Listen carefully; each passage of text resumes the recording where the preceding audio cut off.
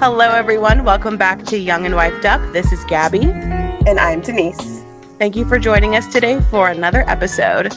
So you may have noticed a different name than usual. When you listen to our podcast, you hear my sister, Marcella, and me, Gabby. But today, I am joined by my lovely mother, Denise. Say hello. Hello. And my mom has been on our podcast before, actually, season 2, and the episode is called Her Children Call Her Blessed. And if you want to learn more about her and her life and as a homemaker and a homeschooling mom, and we talk a lot about homeschooling in that episode. I just re-listened to it recently, so I was like, okay, what subjects did we cover when we first? And I actually cried while listening to it because we just talked about near the end of the episode how our mom is one of our closest friends. And I know not a lot of people can say that and have that privilege, but my sister and I do have that privilege. And I'm going to cry again because this is just what I do. And I'm emotional right now because I'm on fertility medications. And I am a mess right now. So if I cry throughout this entire episode, it's because I love my mom, but also because I'm very hormonal right now. But all of that to say, we have been wanting to bring my mom back on the podcast. And this was a good opportunity because, like I said in last week's episode, if you didn't already hear, my sister's had some family things come up. Everything's totally fine. She just needs to focus on taking care of her little ones this month. So giving her a break from making content. And this was a good time to bring my mom on so that I could have somebody to chat with, because last week I was all by myself and it was kind of sad. And thank you guys for the positive feedback for that episode. I got a lot of feedback from you guys and comments and DMs, and it was really fun for me to make. But there's nothing like chatting with my sister. And so this time I'm going to be chatting with my mom, and I'm really excited about the topic that we're going to cover today. But before we get into our topic, I wanted to let you guys know that this is going to be a 2-part episode. So today you're listening to part 1, and next week we will be releasing part 2. And if you are eager to hear part 2 a little bit sooner, becoming a Patreon subscriber is a great idea. So my mom is actually one of our Patreon subscribers. So not only does she listen and also is willing for me to interview her, but she also is a monthly supporter of our podcast, and she is a certified queen. So thank you, Mom, for being a queen. And I wanted, instead of me trying to talk about all the reasons somebody should become a Patreon subscriber, I would like to hear from you as a Patreon member. What are some things you enjoy about being on Patreon? Okay. I enjoy, there's a couple things I really enjoy. One is the chat that we get to do monthly with the rest of the girls. Mm-hmm. And I really enjoy getting in touch with people, other women around the country, because we all live in different areas. Mm-hmm. And so it's really fun to kind of hear what's going on in their part of the country and what's going on in their households. And I think it's very encouraging as well. So that's one of the ones that I love. And also, I love the little blogs that you send out to us. They're really good reminders for me. And some things are new information, like, oh, I haven't thought about that. So I really appreciate those. And I know you put a lot of time in those. And so I love to just read those, and they don't take that long. So it's a nice quick read, but great information, things that we can put into practical, motion to do sometimes. And so I'm loving that for sure. And I am waiting for my mug. This is a little touchy subject. But I am working on that one. Yeah, I don't know what my happened. mom has a mug. Yeah, all Your of grandma, our queens she has a mug. I'm like, how come you have a mug? And then we realized that it's because I was in moving transition and Yeah. it needed to like put in my new address. Anyways, so we're getting that resolved Yeah. so I can get a mug too. Yes, yeah. So the Queen tier, if you support us for 3 months in a row with the Queen tier, a mug gets sent to you with like a cute little logo and our taglines and stuff. And all of our queens have their mugs. And then my mom was like, "Wait a second." She was at my grandma's house and she's like, "What? I was How like, do you have a mug?" yeah. So, but yeah, I'm Oh really man. enjoying but I do really enjoy the conversations that we get to have. And if you're looking for um, community and other women to kind of connect with, it's a really great way to do that. And kind of connecting with like-minded women. So Mhm. I really like that. It's really fun. Awesome. Well, thank you again for your ongoing support. And I know that you don't have to be a Patreon subscriber, but you are doing it because you love us. Of course. Another way that you can support this podcast is by subscribing on YouTube, rating us on Spotify, Apple Podcasts, and wherever you get your podcasts, and also joining our Facebook group. So if you'd like to join our Facebook group, we have a lot of content on there. We have monthly promotions where you can self promote your own blogs and your own podcasts and your own little Etsy shops, whatever you're doing. We also have polls. Last week we did a poll. Oh, I want to give you the results, everybody, for the butter controversy.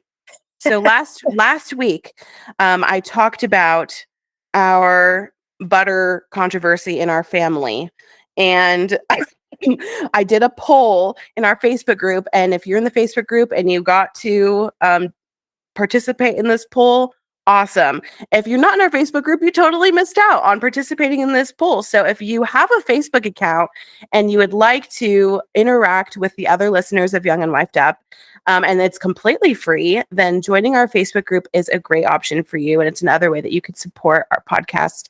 But yeah, I'm going to give you the results of the poll. So the winner of I had 3 options. So I said, if you use real butter in your home, where do you keep it when you are using it during the week? And we had 39 votes total of people that voted. 9 people said they keep it in their fridge.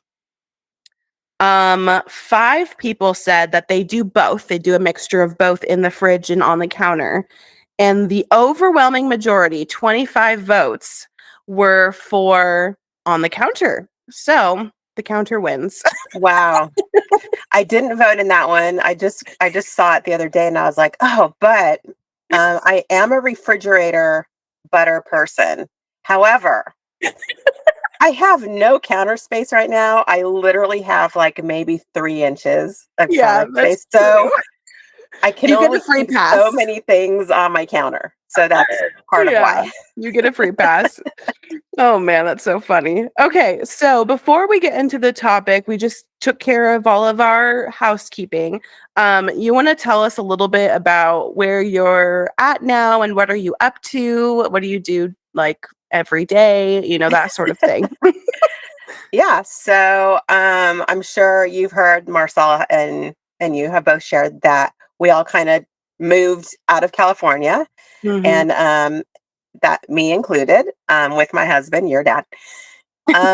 So we are in Middle Tennessee right now, and it's been an adventure. We are actually living in a toy hauler trailer right now while we do this transition, and it's actually been kind of fun. Um, I actually had the boys, my 2 oldest grandsons, which are 4 and 2, Seth and Eli, come and stay with me for a couple nights and right by the lake. So we got to play in the lake and do some walks and do things like that. So it was really fun. That's kind of it in a nutshell. I don't have a lot going on right now because of this transition. So Yeah. we're in a Well, you're weird you're busy space. being a grandma though. I'm That is a I'm lot. absolutely enjoying being grandma right now, and that's a lot of my attention. And we're just waiting to see where God puts us next in Yeah. between this. So we're waiting to see where we land. So we Yeah. got plans, we got things going on, and it's just kind of a patience thing right now. So that's what we're Mm. waiting for. but enjoying being able to kind of scope around the area, go to different spots and see what we like the most. And then we'll see what happens after that.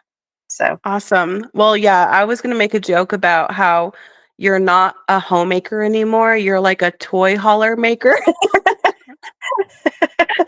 yeah, I mean, this is my home. It's true. This is my home. It's not a house. Yeah. So, You're not a housekeeper. You're a toy hauler and keeper. if you don't, yeah, and if I don't keep it up, in other words, if I kind of slack on the messy or whatever, it's Yeah. you can't move around in here. It's, it's very tight. It's very small. If you ever seen like those people living in tiny homes, they Oh, might yeah. even I think have more space than I do right now. So yeah, it's like the minute you finish a meal, you have to do the dishes. There's no getting out of it. You have to do them. You have to put them away, or you have like no space at all.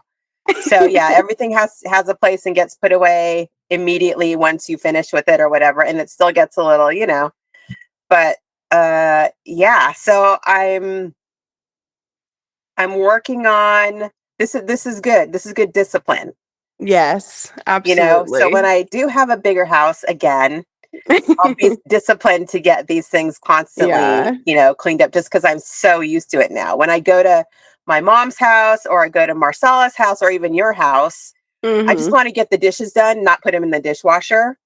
And you Yeah, guys are like, you just put them in always the do dishwasher. I'm that. like, nope, I'm just getting them done right now. I don't have a dishwasher. I just do them, get it over with, put them away. And so that's Well, my habit. I'm excited for you to come over soon and do my dishes for me then. Yes, that'll be in a couple weeks or less. Yay! I can't wait.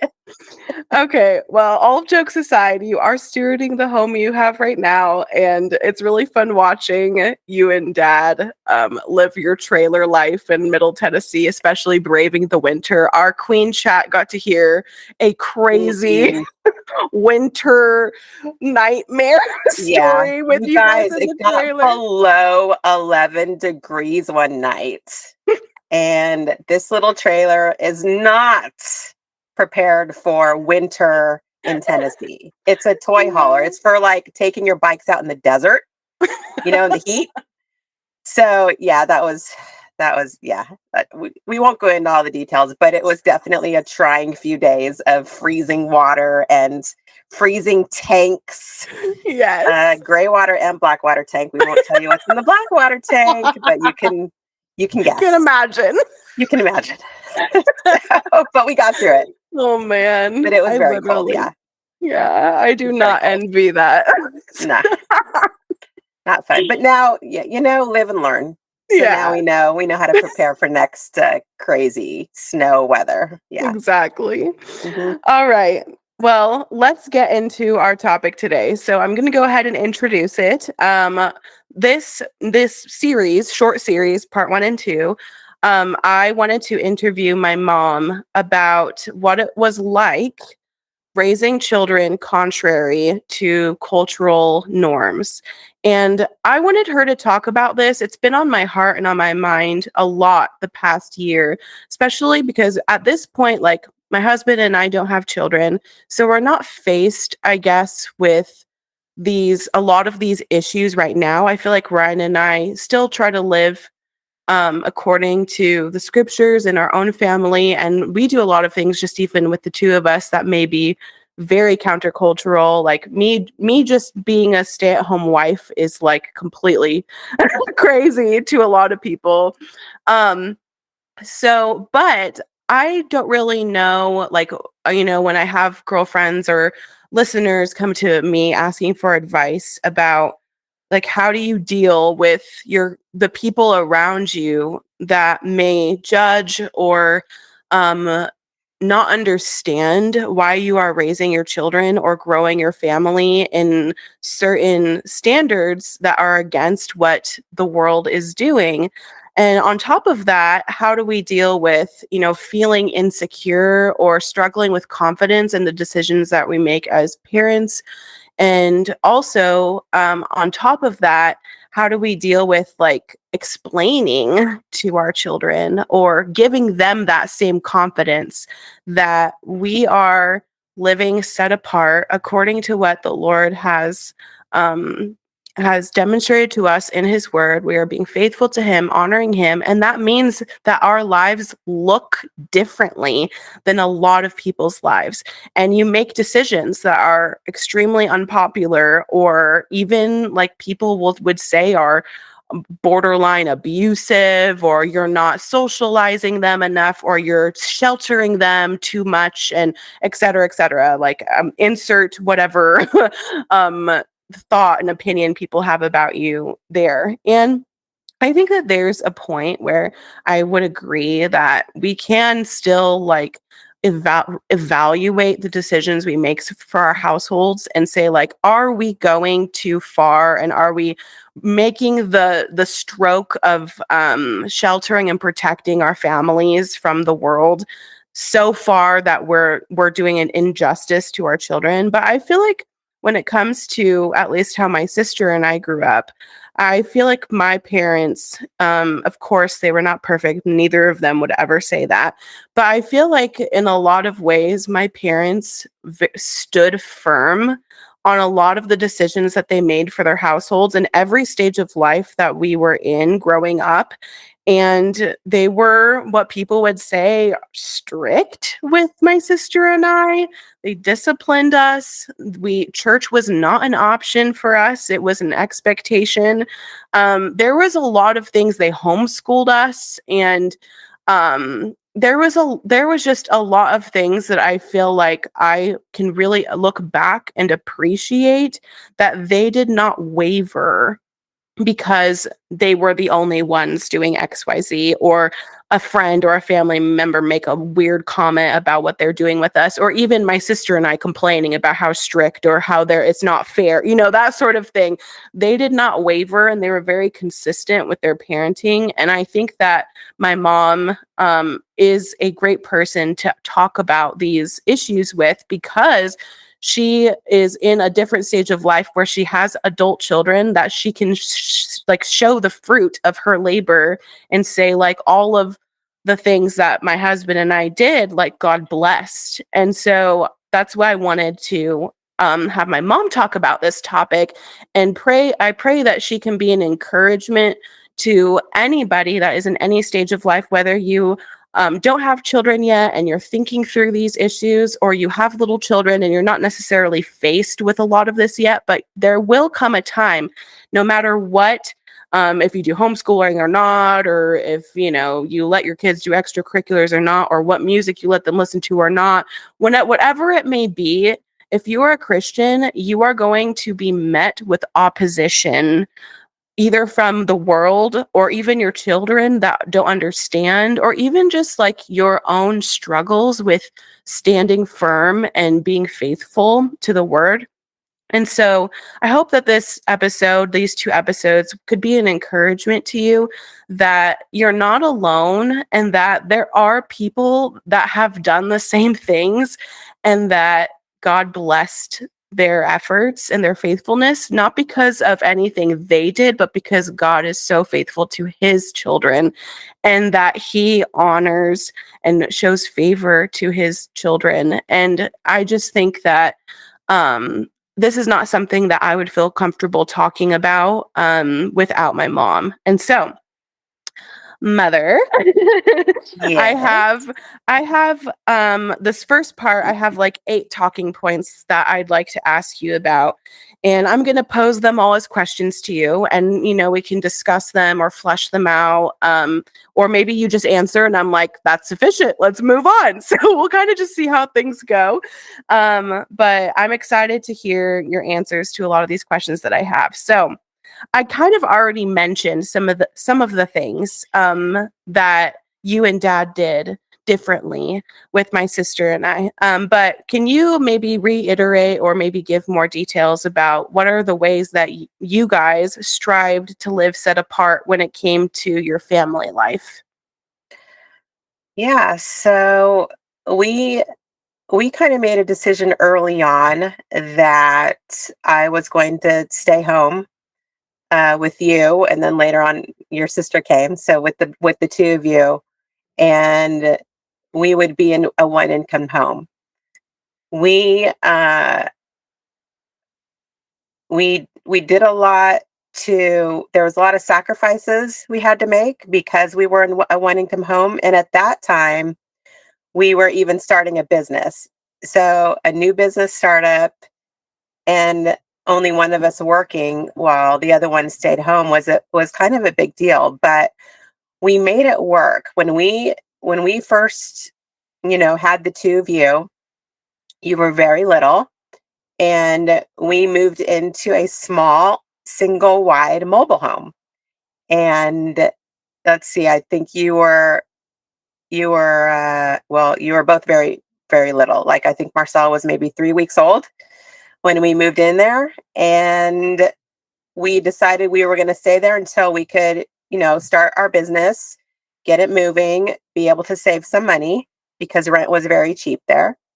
And yeah, that was what we were going to do. And so we were in a single wide with two little pop outs.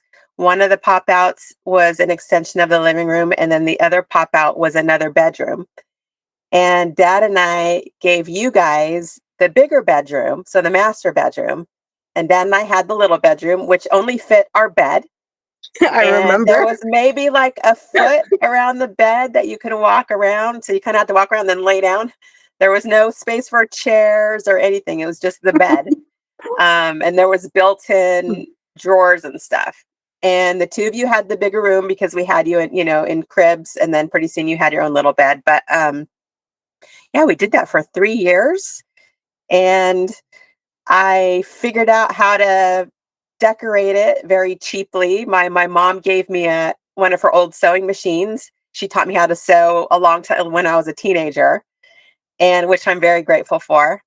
And I would get sheets because it was cheaper than material, bed sheets, and make curtains out of them. Just I would find creative ways to kind of decorate our little home. DIY furniture. I was always into the DIY stuff, so I would get some wood, scrap wood, and build little things and stuff.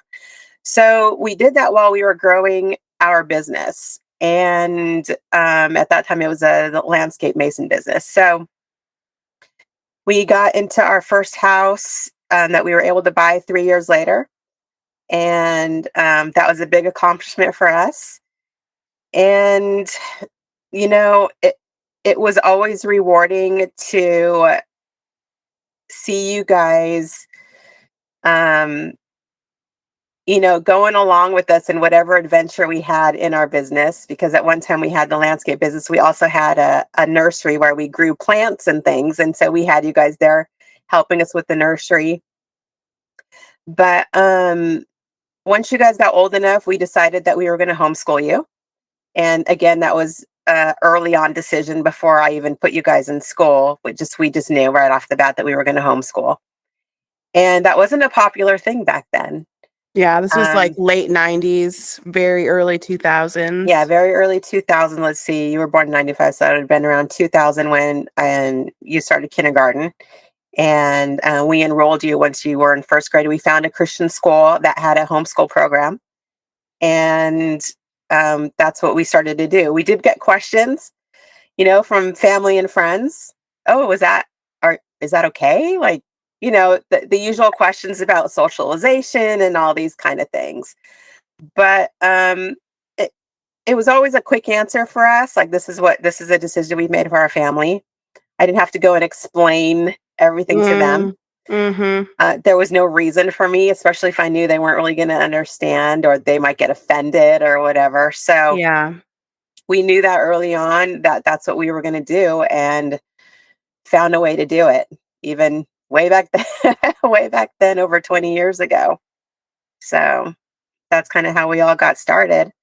And Yeah. we're able to stick with a one income household the whole time. And we had very hard times too. Like, Yes. we were not always, like, being financially prosperous, and you guys still maintained my children will be at home, my wife is Yeah. going to be at home, and, I have memories of having a lot, and I have memories of us having nothing. Yeah, we would there were times when we would live just month to month. I Mhm. would say paycheck to paycheck, but it wasn't even a paycheck because we had our own No. business, right? So Yeah. we were relying on, other people giving us the work. And Yeah. the way we were able to grow that is because my husband has integrity. Mhm. And so there was always referrals, and that's how we were able to grow the business to bigger and bigger and bigger and what it came to be. But it was there were times when we had nothing in the bank, Yeah. or our employees got paid first, because that's how it always was. They had families and we always took care of them first. So if Yeah. there was a check coming, but it wasn't going to come for till a few weeks or whatever, we had nothing, and God always provided. God Mhm. always provided. We always had a roof over our head. We always had food on the table. We always had clothes to put on, you Mhm. guys. God always came through. And what did that look like? That looked like friends and family maybe helping us out, Yeah, the church. maybe, yeah, a church, our family, whatever it was. And um, sometimes there was just like crazy situation that would happen, and we would suddenly get a job, off of the instances that would happen and lead to us getting some work to get some pay, a little sooner than what we thought. So there was always things happening, and I could look back now and always see it. Even then, we could see God's hand, God's grace over us Mhm. and covering our household. And, it doesn't mean it was always easy.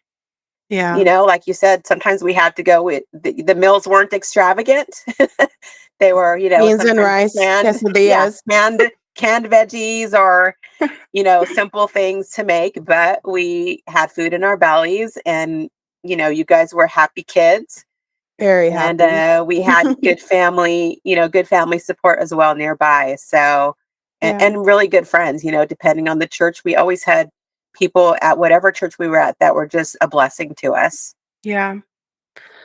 Awesome. I think one thing that I also remember very vividly and something that I appreciate a lot is that you guys were very cautious and strict with entertainment that we were allowed to expose ourselves to. Yes. And that was like even in our churches was like a common point of contention or comments, or even Yeah. Marcella and I being like, why can't we do this? That everybody Yeah. else is doing this. And I remember even like if anybody was listening or heard my discussion or read my reviews about Harry Potter, I remember like my mom taking a very hard stance on like not allowing us to have listen or read anything that had witchcraft in it. And even though now, like as an adult, I like if anybody knows me right now, like I thoroughly enjoy the series and I think it's great, but I also like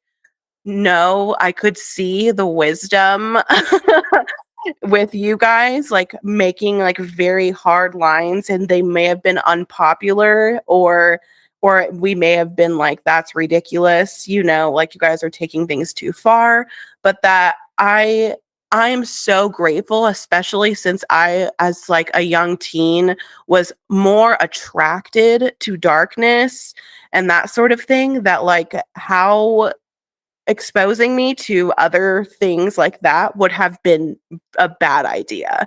And so I see the wisdom now as an adult, even like, what I'm able to watch and I decide, what we're exposing ourselves to, but thinking like my mom and dad, like it was unpopular and it was probably hard for them and like weird when people made comments or if we were fighting about it or whatever, but that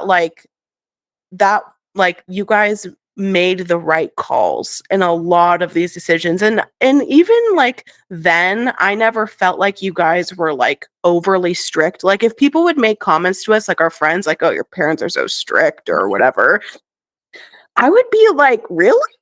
Like, I don't know, I guess. Like, I guess to them, you guys were, because strict has such a negative connotation, but I'm like, to me, I'm like, you guys were putting boundaries around your children Yes. and you were putting protection around us, not just like things like Harry Potter, but other things that were more serious and more like exposing us to sin or, stuff like that. And I just feel like, it's like, is that strict or is that just like wise? It's a wisdom. And it just because like it's different than what other people are usually exposed to or used to, even in Christian circles, like it doesn't mean that you're going too far and you're too strict or whatever. Because now I'm like looking back and, I'm confronted with a lot of things and thinking like, wow, like, I always, somebody will always bring like some like pop culture reference up or something to me. And I'll be like, oh, wasn't allowed to watch that.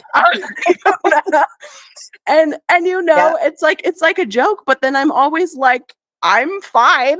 I turned out fine. Like, Yeah. it's like, but people will raise up, especially entertainment things, they will lift it up as like, you are depriving your children of joy or this story or whatever. And I'm like, or like, do they really have to like I feel like, and again, I'm like, patting myself on the back for being well-rounded, but really like patting you on the back because we were truly, I think, like well-rounded individuals that weren't like freaks that everybody At maybe least we didn't think you were. yeah, I don't know. Maybe I am a freak and I'm just clouded by my own delusions. But that, like, I wasn't stunted in my well-roundedness as a person because you guys didn't let us watch or listen to everything that we wanted to, or everything that our friends or peers were watching and listening to or Yeah. being exposed to. So I don't know, maybe. I was very picky Mhm. about, you know, obviously, um, just let's put it out there. Put it out there. We're not perfect. You guys did not grow up perfect children. We all No, made mistakes. We all did unfortunately. stupid things. I still make mistakes and do stupid things. Okay. Um, but I was really adamant about what you guys were allowed to watch or not, as far as Mhm. like movies or videos. We would go over people's houses and they would be like, "Hey, we're going to put this movie," and I'm like, "Oh, sorry, they're not allowed to watch that." They're not. Wow, Mhm. okay. Well, how about this? Nope, not that either. I was very adamant about that, about things that had kind of evil bad guys, evil witches, evil whatever. I just did not want you guys um watching those things. I didn't want those things in my home. I didn't want you Mhm. watching those things. I would even look at it, if I would let you watch certain cartoons or whatever on whatever station that was out at that time. I would watch first to see what they were saying. Mhm. There was one cartoony kind of a show that it seemed fine, but then in one episode it had a frog that was meditating and doing the whole thing. And I'm like, nope, we're not watching that We're now. done. Because children, okay, so I was a preschool teacher. Before I had you, Mhm. I was a preschool teacher, and of course I had to go to school and all those things, when I went to college. And so I learned a lot of things about how kids, kind of how kids work and move and learn and all these things. And so I knew that children are very receptive to things and they just kind of soak them in and they don't really understand a lot of things. Mhm. And so what I was seeing is, and even in preschool teaching and the children I was seeing, what their parents would allow, even at the preschool, what they would allow, but I didn't really have a say in it. Right, right. Um, I was seeing that kids were very nonchalant about certain things. They were kind of desensitized Mhm. um, when it came to either not necessarily an evil thing, but just maybe something like violence. Mhm. And even though it's a cartoon or even though it's just a toy or whatever, it was they were becoming desensitized to those things and desensitized to people that get hurt, Mhm. you know, through these means, even if it's a joke or a Mhm. cartoon or whatever. You know, children don't understand that. They can't, separate the reality Right. They can't from put things the in pretend. categories. Right. Yeah. And so I was very aware of that, and also just very aware of just the Bible tells us throughout the Bible that there is evil out there. Mhm. You can believe it or not, but there is. Mhm. And so I didn't want you guys desensitized to those things. I wanted you to be sensitive to that Mhm. kind of stuff. And as you grew, I would maybe let you watch certain movies, but I would Right. always like watch them with you and fast forward through the parts I didn't really want you to see or whatever, Mhm. that were maybe violence or whatever. But the storyline was really good. Even as you were older, I still did Mhm. that. Um, Yeah. but it kind of the funnel, we were training you up in a certain funnel, and as you got older and had more freedom, then Right. we would Mhm. kind of direct you guys in these ways so that way you can learn, Mhm. as we're teaching you about those certain things. So Yeah. I didn't care if people made comments about it. This is how I was raising my kids. Yeah. Usually it was Yeah. again a quick conversation like, oh, you don't let them. No, I don't. I don't need to explain it all to you. I just don't. And Right. there's nothing more to talk about. So Yeah. unless you ask for me for the purposes, Right. I would Mhm. then share that with you. But again, trying not to offend them, you Right. know. What are some of the most like what is maybe like one or two things that you can remember being like the hardest decisions you guys made that were unpopular with like the majority of people in your community? And Mm. it doesn't necessarily mean like, oh, like in the early years, like even maybe when we were teenagers or young teens. I think that's when a lot of the really hardest parenting decisions happen. But, like, what were, like, the Yeah. most challenging ones that you're like, "Okay, like, this is, like" and it could have been just, like, how we responded even, as kids. Yeah. You guys grew up in a crazy time because this is when the internet was coming out, Mhm. and we didn't know that much about the internet. We didn't know that much about, web searching and all these things. It was brand new to us back then. And so and then we had the cell phones, all these things as we saw kids in elementary and junior high getting cell phones, we were like, nope, you guys are not getting those. Mhm. Eventually we got you one, I think, to share, and that was only to call us to pick you up or whatever if you were at a Yeah, we church were only function or allowed to have something. it when we left the house and without Yeah. you. And back Yeah. then it was a flip phone, so you couldn't get on the internet with it and do, there was no social media at that time for you guys to jump on. And so um we were very um just skeptical about certain things, but then we'd be like, okay, we'll give you this little bit of freedom and see how you do with it. Mhm. And again, like sometimes we would get questions, but there wasn't any specific pivotal moment like, oh, it was just a gradual learning curve, Mhm. for me and dad. And but as we learned about certain things, then we would kind of implement in the way that we wanted it to go, either with Mm. more freedom, you know, to have this or not. And we would explain to you why.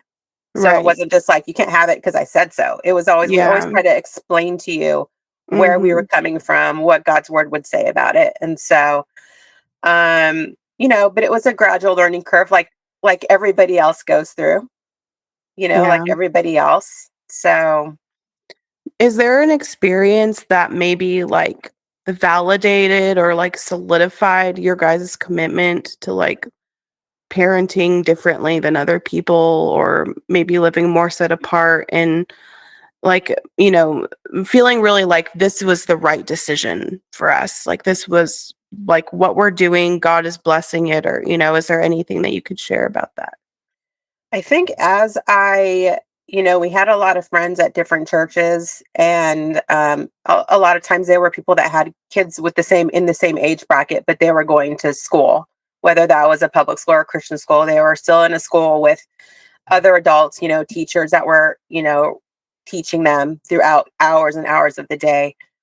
And we would hear things from, other parents or even grandparents about things that their children kind of your age were going through, and that would always solidify. Oh, thank God you Mm, guys are home. You're not having to deal with that at school. mm, You know, Dad and I grew up going to public school. I went to private school up until sixth grade, and then public school from junior high up till I graduated out of high school. Your dad went to public school his entire life, so we kind of knew what was in the school even when we were younger. Um, but every time we would hear a story, or at church, I would be talking with kids or whatever. They would tell us things that they're dealing with at school. We were just glad that we had you guys home. mm, That would always yeah. solidify why we made that decision, to raise you up the way we wanted to raise you up, not the way a school system wanted to raise you up. And then these kids having to deal with all this crazy stuff happening at school, whether it was with teachers, authority figures, or with peers, children their own Mhm. age. And so there was just a lot going on. And I can't even tell you, like, today, it's just Yeah, insanity what is yeah, happening in schools right now, you know? yeah. So, Yeah, I know a lot of people are facing the decisions. A lot of Christian families are like, what are we going to do? And yeah, again, there's a lot of sacrifices. I never want to downplay the difficulty of being a one income household, making the decision to homeschool.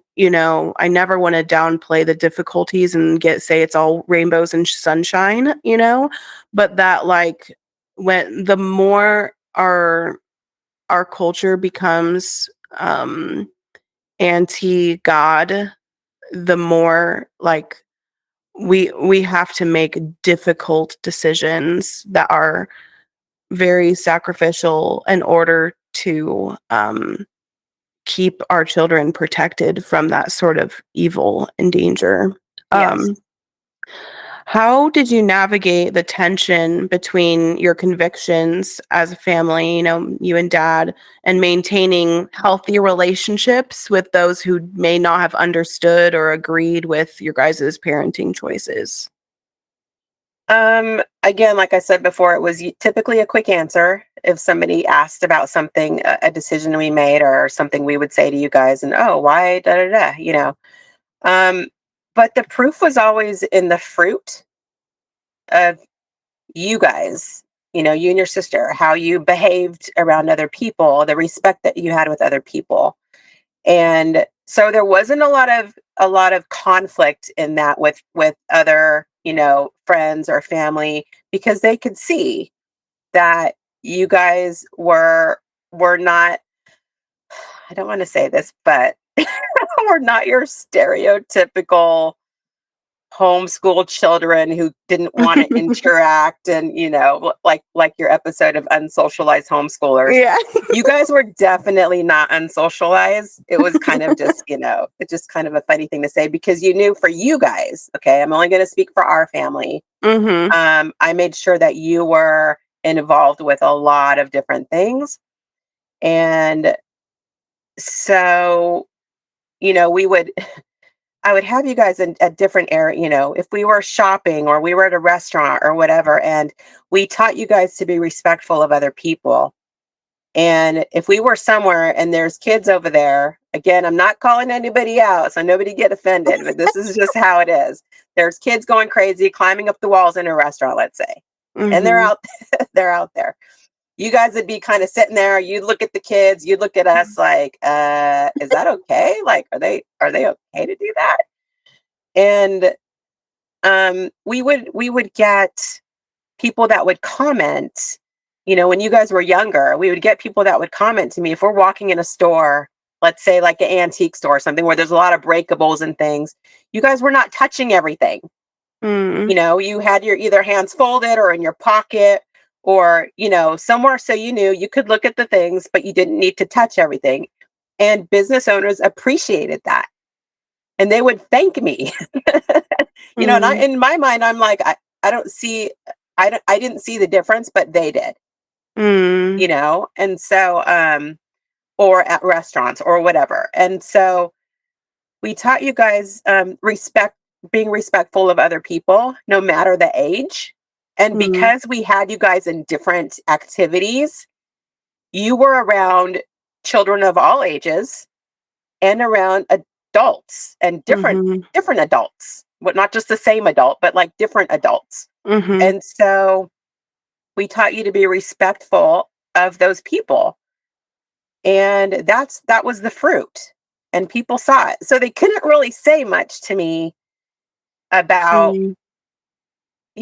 the negative things because of the fruit. And again, it wasn't all in my doing or dad's doing. It was in God's grace, Yeah. that he helped us to parent you and guide you in these ways because we wanted you to be fruitful adults as you Mm. got older.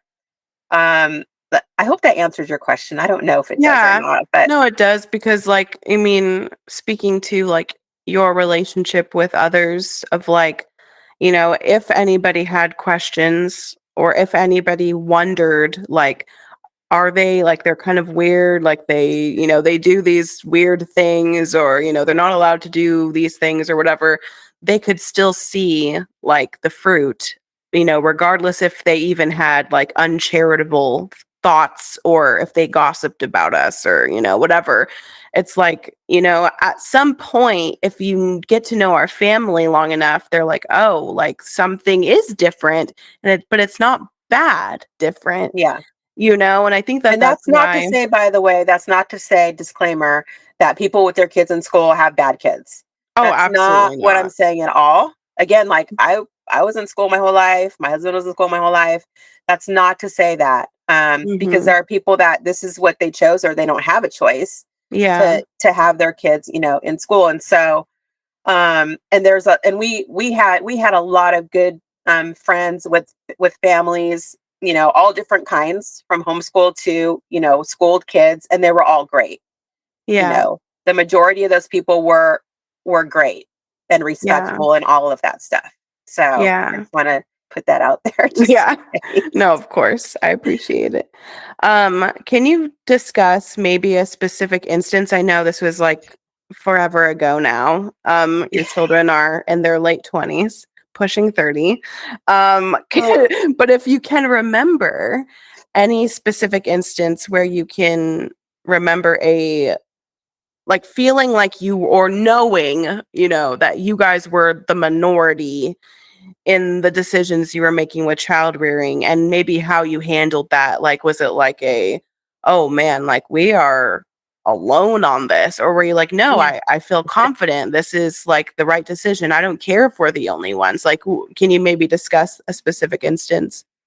um a specific instance probably not, but I can tell you like an overall feeling was, again, like we were at different churches at different times in our lives, and made friends. Dad and I very were very outgoing people, and we always served in church, and so we always made friends, almost immediate friends, when we would go to start a new church or whatever. And um I think because of that, because your dad and I are very kind of outgoing people and try to be friendly to everybody, that there wasn't a lot of um pushback or whatever from the way we were raising you guys. There were questions at times, but again, like a quick answer. And there wasn't really much discussion because people would just kind of see us as a family unit, serving in church together, being together, the way we interacted with each other, the respect that you guys had, you know, to your parents and to other Mm. people. And so it was friends we would grow up with, and it didn't matter if their kids were homeschooled or not. We would just all be friends. We would all Yeah. hang out, and we all were kind of learning this parenting thing as the years go by, and the different age, kind of the age phases that you guys would go through. And even though we had, maybe a set of friends whose kids weren't in school or in public school or whatever, we still shared a lot of things, you know? We still laughed, we still cried, we still shared a lot in child rearing and all of those things. And so there wasn't, I think because of the way we responded to people and we were around people, people didn't know that that we were a homeschool family until we told them. When Mm, you guys were homeschooled, oh, they are? They were like surprised, like, oh, they're not acting like, I guess in their mind, what they think we mhm. should be acting like, you know? And by then they kind of already had their judgment, had already made their judgment about us. So what are they going to do? Like, we've already proved that, you know, not all families are the same as what you think they are, Mhm. you know? And so how are you treating other people? How am I treating other people? That's really how they're gonna respond to you, Yeah. you know? So, and because dad and I were confident in the way we were raising our family, we we didn't feel like we had to, you know, kind of cower down because we were Mm. afraid people might say something or Or whatever. over We were just, explain yourself, like, have your, yeah, like, elevator response ready, like, "Oh, yeah, well, we're only doing this because of this yeah, and this," and, it's like, you know. yeah, yeah. And even today, it's so much more popular now to to homeschool your kids, or even Right. there's a lot of families putting their kids in charter school, which is kind of a half and half thing. Yeah, mhm. Um, It's not that as controversial as it was no, before. Yeah, yeah, yeah. But who are yeah, you hanging around with? You know, who are your friends? exactly. Yeah. Yeah, so I guess, like, that answers, like, some of my next questions about, if you had oh, yeah, this is one thing I'd like to know. So even though, you and dad, were usually the minority as far as, like, you were a stay-at-home mom that homeschooled, we didn't go to school, and you guys maybe were to what other people would consider strict with the entertainment or other parenting decisions that you guys made. Was there a point where you felt like you met people that had similar convictions, Mhm. or other homeschool families that you, like, got to connect with, anything like that? Yeah, well, so, having you guys enrolled in a Christian school in a homeschool program, there was mandatory meetings that we had to get together with other homeschool families, which I'm so thankful for that those were Yeah. mandatory. Um, but that helped us connect with other families kind of in the same mind frame. But not necessarily always in the same mind frame as biblical values. Mhm. So even though they're homeschooled families, um, some of them were kind of, you know, they would let their kids watch these things or do those things. And um, but there were a couple families that we found that were kind of in that same mind frame as far as biblical values, being a little more, you know, strict if Mhm. you would, with their kids. And so that was always comforting, and there was definitely connection. But finding that kind of community, and again, it wasn't as easy. I feel like it's way easier now because of the internet, because of social media, that Mhm. you can find other like-minded people. Um, but back then, not, you know, it was a little bit harder. You really had to work at it and be kind of outgoing in your church or school or whatever extracurricular activities the kids are involved in. You know, you kind of have to be out there talking with people, getting to know them, seeing what's, you know, what's going on with them. And you know, even not even just movies and shows. It's like I didn't let you guys play with Barbies. Like, we didn't have Barbies in our house, and there were certain toys like I didn't let you guys have. So sometimes for Christmas or something, somebody would give, and I'd be like, "Oh, I'm sorry, they can't have." Or I'd be Yeah. like, "Okay, thank you," and then we would end up donating it, you know, to you I know, I know. had my reasons. And I talk about your Barbie, aversion in a blog post. It's one of my favorite blog posts I ever made about kind of, I think it's called Barbie and the Patriarchy. Um, And I talk about I have like a pretty lengthy paragraph about why you decided not to do Barbies with us, because I remember distinctly, like, this is like an ongoing memory for me of like people being like, why? Like, that's so random. But I do feel like, knowing, even though you would explain to us then, why we weren't allowed to watch or have or do certain things. I feel like now I'm like, wow, like that was a good idea. Knowing the reasons now as an adult, being like, huh, like things that I didn't even really understand because we're kids, we Yeah. obeying our parents sometimes like, okay, whatever. Just doing what my mom, we're not allowed to. I don't know why. I just know that we're not allowed to. But now knowing like the wisdom of that, in your reasonings for very specific things, I was like, wow, like, God, really protected us from a lot of things when we were very little because of those weird fringe decisions you made about toys or Yeah. whatever. And I have zero like negative feelings like I'm traumatized that I wasn't allowed to play with Barbies. Like we had other dolls, we had Polly Pockets and other things that we were allowed to play with. And so it's not like, I always feel like when somebody says, oh, like, my child's not allowed to do this, it's like it's like a personal offense, like don't. but Yeah. I but I grew up with Barbies, and it's like this like Yeah. very emotional thing, Connection. Yeah. with Attachment.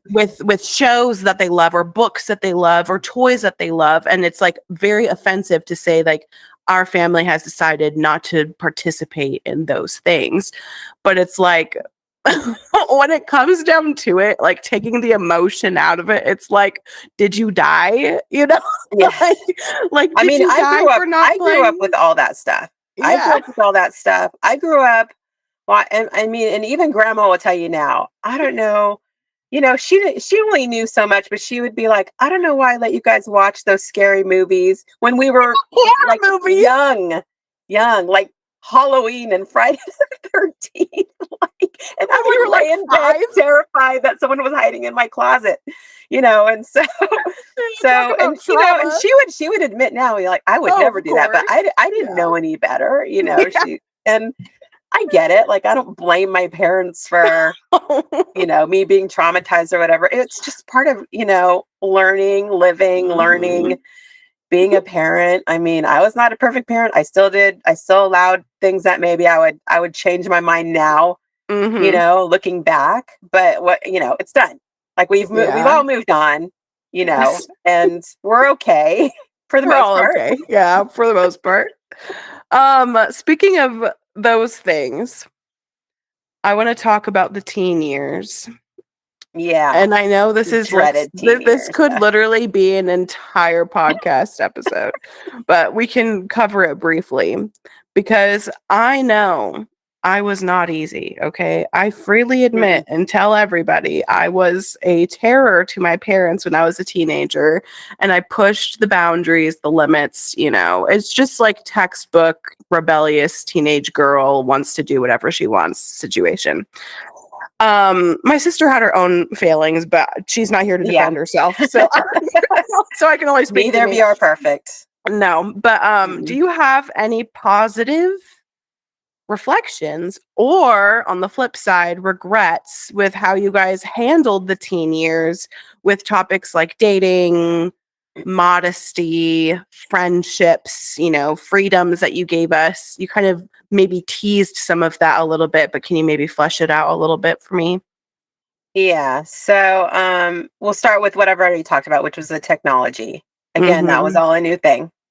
Like, we only knew what as it came out, what it did, what it was, the internet, like all these things. So, learning as we all grew in this technology phase of the world, it was tough to learn, um, about things that were out there that I didn't know that you can, get into or whatever. And Mhm. eventually we kind of understood what was going on. We would put, safeguards. Please, parents, put safeguards on your kids' technology. TVs, Mhm. computers, phones, I don't care what they have, put safeguards on them, check them daily, do it. Yeah. That's all I'm gonna say. I That's all I'm gonna plan say. to do an entire podcast episode about pornography exposure with children very soon because Yeah, it's yeah, so it's easy, and there's so people that easy. I know Easier when that have easier now than when I was a kid and a teenager. it's insane right now, and there's people out there who have televisions in their kids' rooms. Why? I don't know. Do you have any idea what they're being exposed to? Mhm. And not just that, but obviously, like phones. It's so easy to get on the phone, to get on the internet, to get in these apps. Um, have passwords. Mhm. Only see what they're seeing. Mhm. Keep the phones at night. Whatever you need to do, like do these things. It sounds extreme, but it's not, because you're saving them from a world of things they have to deal with later on in life. And Mhm. we didn't understand a lot of those things. Again, we were learning, Yeah. oh, like, oh, this can happen. Okay, now we're going to do it. But it was kind of like after the fact, not understanding. Mhm. Now there's so much information out there. You don't need to learn about it. You just know it. Like it's in your face all the time, you know? And so doing those things, when you guys when we would go shopping for clothes, you were not allowed to buy, half shirts, Mhm. things like that. When we would go shopping for bathing suits, you guys were not allowed to have bikinis. If you had a two piece, it was more of a tankini. So it was a tank top Yeah. with a bottom, that covered, your midriff and everything. And Mhm. it wasn't low cut. All these things were about the modesty, with you guys, even though you had friends with bikinis and all these things. I don't care. This is how we're going to be respectful of our body that God gave us, and we're going to be modest in the Mhm. things that we wear, and the things that we do. And I think you guys even now still have that mindset, you Oh know, yeah. of being aware of what you're putting out there, Mhm. and what does it say about you, and about you respecting your own body. And Yeah. so those were things out there, that we were even, dance studios. You guys love to dance. I was very picky about the dance studio you would go into. We started, when you guys were really little, there was a dance studio close by. We went there. I think we went there for not even a year, a few months. And when they had their first recital, a couple of recitals in, I was like, right now it's really cute when you guys are little and tap dancing, but I'm watching these older girls doing these provocative dances with hardly anything on, and they're teenagers, if even that. Mhm. And I'm like, I don't want you guys growing up in this. No way. Mm-mm. So I made it a point to find a Christian dance studio where you could still learn, the dance that you loved, but they played better music that wasn't so raunchy. Mhm. Their dance moves were, you know, not immodest. They Mhm. were dance moves, they were still fun, but there wasn't no booty shaking and all this kind of stuff, right? Mhm. So I was it was very important to me and to dad to have you guys in things that were you could still have fun to do, but they kind of held a little bit of a higher standard in that respect, you Yeah. know? And And so, even with that, like, guardrail of, like, being very picky about the dance studio we were in, when our dance studio would go to competitions, we were able to, like, come head to head with a lot of these other dance studios that were doing inappropriate, moves and it's really sad, and I hate to make it about this, but it's, like, borderline, like, pedophilic, like the yeah, the lengths that I don't know what it's like now because I'm not in the dance world yeah, anymore, but when we were growing up, like, having a lot of perspective now and seeing like how dangerous that is to expose your little girl in that way. It's just mind-blowing. And I don't feel like, and it was proven by us being able to go head to head and win awards, with like not just Marcel and I, but like are the studios that you were very Mhm. picky about. They were still top tier dance studios, Yeah. that weren't, compromising our family's beliefs or values. And like you had to do the research and you had to be willing to make the sacrifices to do that so that, you Yeah, know, sometimes it was driving an yeah, hour to get to a dance studio because you guys wanted to dance. And yeah. even I would take, dance lessons. It was so fun for the three of us Oh, to do yeah. some things I have together. super fond Yeah. memories. But it again, like it's the compromise thing, right? So I didn't want to compromise in certain things. I just felt like Yeah. there was no compromising in that, you know, and in the way we were raising you guys. And again, once you're adults, you do whatever you do whatever you Right. want. Like it's out of Mhm. my hands. But the hope was that we would instill in you these kind of things to be at least be aware of, Mhm. so you have this in the back of your mind, in your conscience, you know, am I glorifying God in this way? Mhm. Is this okay? Is this appropriate? What am I telling the world, by acting or behaving or dressing or, all these things in a certain way? Mhm. What am I characterized by? Yeah. So, and I wish, you said that you were a troubled teenager. Actually, for the most part, you were pretty good, but you did have your moments. You and your Yes. sister are kind of the opposite. You were a little more vocal, and she was a little more Outbursts. introverted. So either Yeah. way, we had challenges because you can have a Mhm. challenge one way or the other. But I wish I would have understand a little more about psychology, emotions, like how to teach you guys how to regulate kind of your emotions and things like that. I wish I could have understood that a little bit more.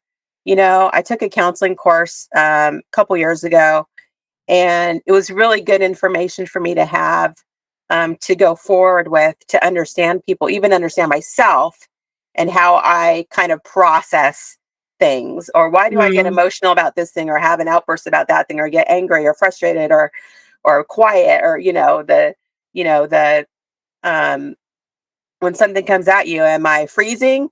Do I want to, fight?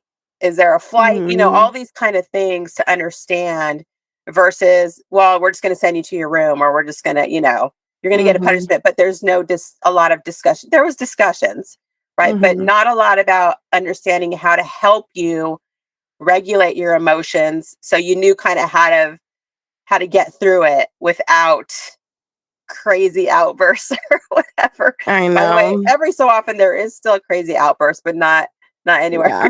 It's like, I'm talking about me. So, but I'm like, like, same though. yeah, yeah, yeah. But the crazy thing is that I've learned how to recognize those things. Why am I reacting like this? What is it? And actually being more verbal about it to either my husband or a friend or, my parents, whoever, Mhm. being able to talk it out, and so get through that. So I do wish that I would have had a little more understanding of that. So I understood how to get you guys kind of through these teenage years a little Mhm. bit better Mhm. without like wanting to pull my hair out.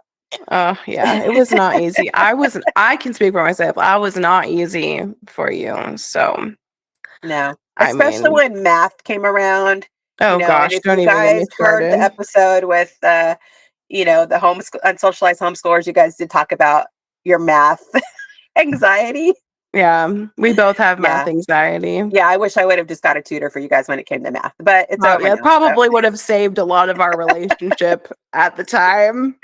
I think like 90% of me and my mom's fights were about math when I was a probably teenager. there was a lot of yelling, screaming, Oh, crying, and crying, that was all yeah. on my end. Yeah.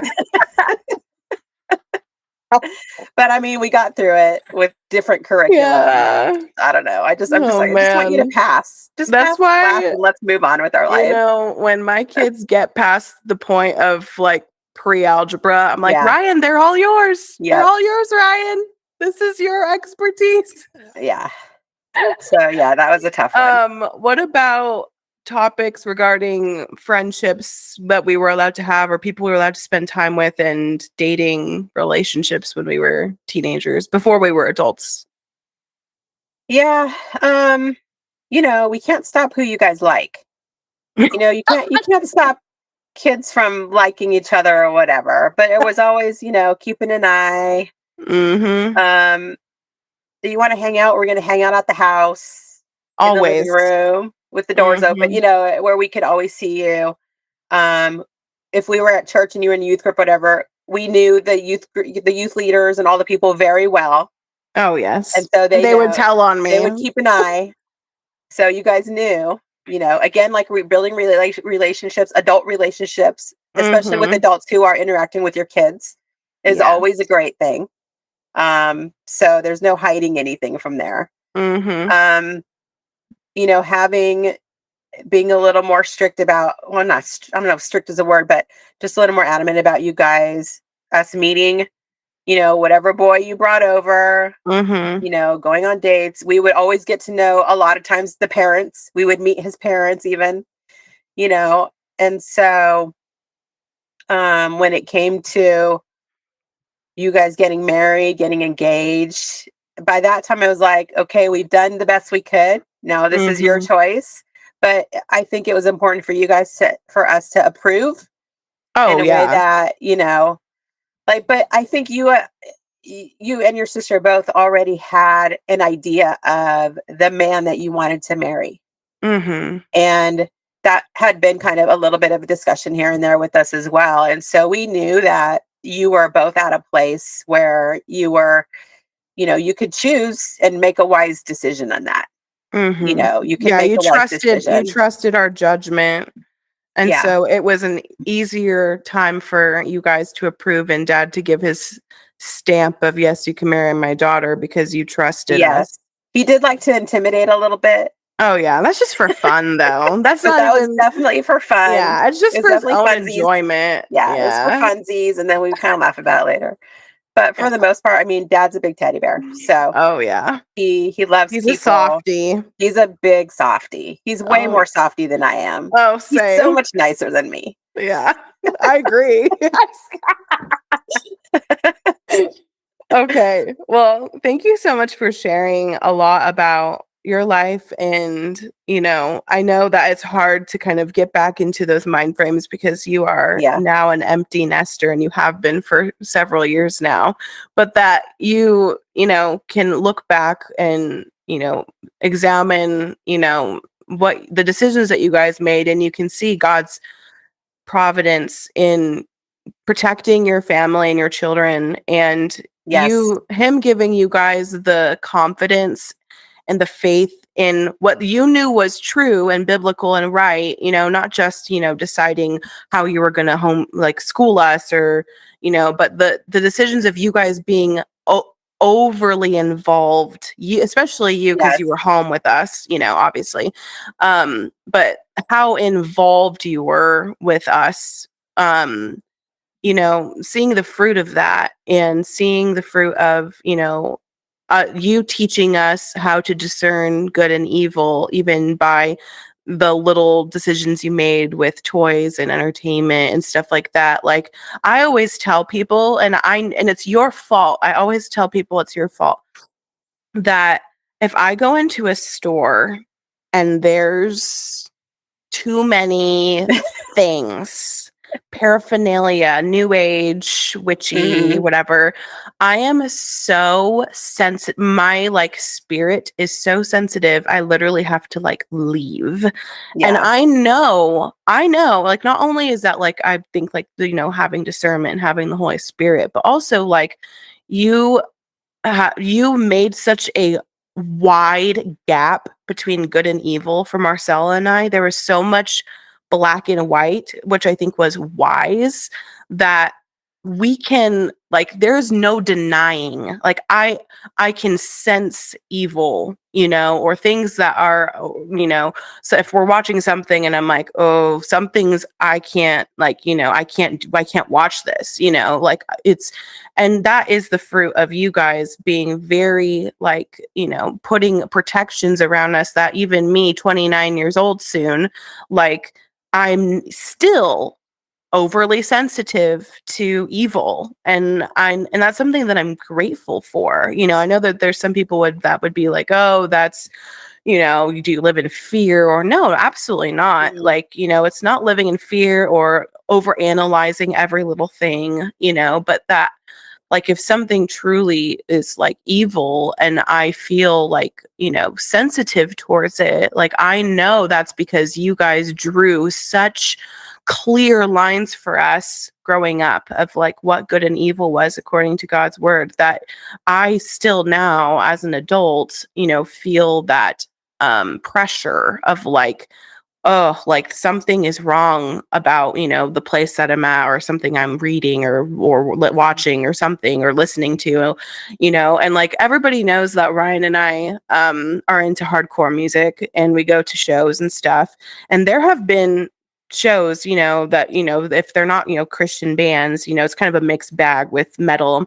And there have been times where I have told Ryan, like, we need to leave, like during a certain Mhm. band that Mhm. starts. Like, I can just tell, even if they're doing certain things for shock value or whatever, like, I'm like, we're out. We'll come back when the next band is up, like, I still, like, that the decisions that you guys made, they affected me. And I'm thankful for those things, not because I'm like, oh, I'm just not fun, or, I'm not as, like, I can't get with everybody, or, I'm not willing to go into certain places or do certain things.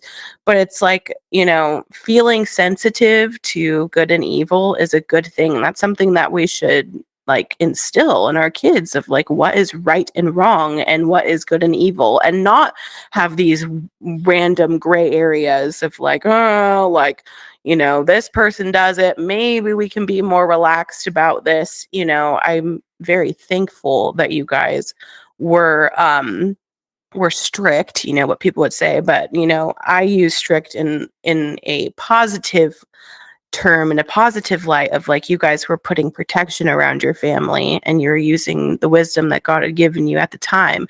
And again, like, I mean, you were like the age I am now. like like you were in your 20s, making a lot of these decisions, and and being like, okay, like, this is what we're going to do, and not knowing like the fruit that would happen. You're just Mhm. trusting in the Lord, like, that this is the best decision for my family, no matter how big or small these decisions are, trusting in the Lord that this is right. And so in the next part of our series, I want to wrap up this part. I would love for you to maybe let's shift from maybe your guys' life and your guys' experiences, and let's put it to practice, practical applications, because you were in that stage, in a lot of the majority of the women that listen to our podcast are early 20s to mid 30s. And so, you were also a young wife. You were young and wifed up.